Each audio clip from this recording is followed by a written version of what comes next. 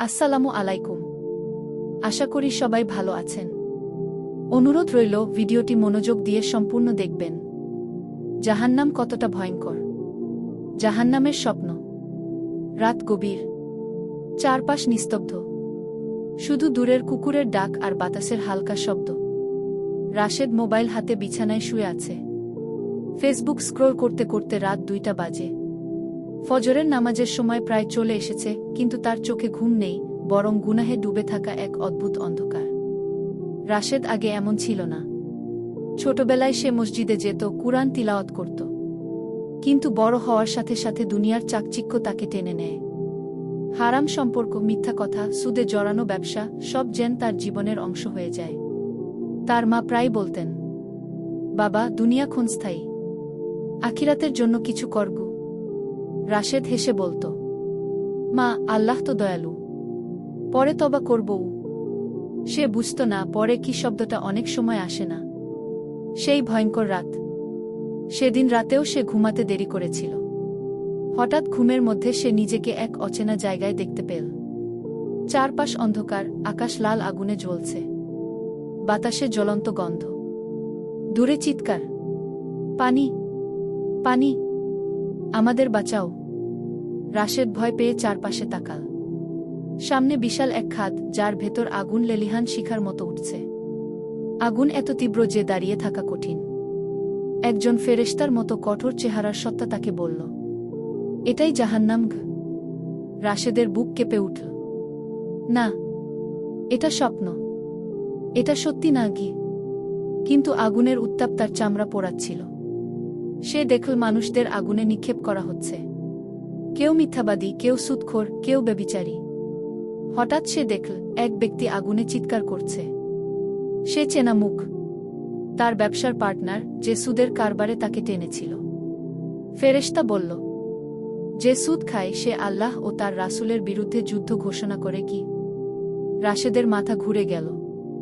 সে নিজের গুনাহগুলো মনে করতে লাগল। আগুনের শাস্তি। সে দেখল একদল মানুষ আগুনের পোশাক পরেছে। তাদের মাথায় ফুটন্ত পানি ঢালা হচ্ছে। কেউ আবার কাটার মতো লোহার শেকলে বাঁধা। রাশেদ কাঁদতে কাঁদতে বলল, আমি এখানে কেন?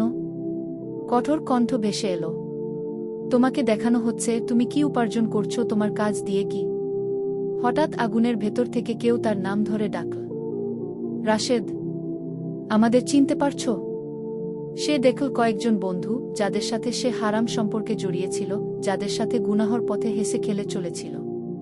তারা বলল, তুমি আমাদের সাথে ছিলে, আজ আমাদের পরিণতি দেখো গু।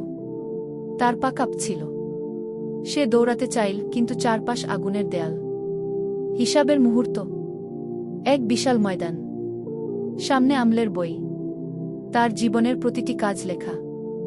নামাজ না পড়া দিনগুলো, মায়ের মন ভাঙা কথা, অন্যায়ের টাকা, গোপন পাপ, সব স্পষ্ট। সে চিৎকার করে বলল, আমি তো ভাবতাম আল্লাহ ক্ষমা করবেন। উত্তর এলো, হ্যাঁ, তিনি ক্ষমাশীল। কিন্তু তুমি কি ক্ষমা চেয়েছিলে? এই প্রশ্ন তার অন্তর বিদীর্ণ করে দিল। আগুনের কিনারায়। 2 ফেরেশতা তাকে আগুনের কিনারায় নিয়ে গেল। উত্তাপ এত তীব্র যে শ্বাস নেওয়া কঠিন। সে অনুভব করল তার পা পুড়ছে। সে কাঁদতে লাগল, আরেকটা সুযোগ, আমি বদলে যাব। হঠাৎ সে দেখল তার মা সেজদায় কাঁদছেন। হে আল্লাহ, আমার ছেলেকে হেদায়েত দিন গো। মায়ের সেই দোয়ার শব্দ আগুনের গর্জন ভেদ করে তার কানে এলো। ফেরেশতা বলল, তোমার জন্য এখনো দরজা বন্ধ হয়নি গু। ঘুম ভাঙা সকাল।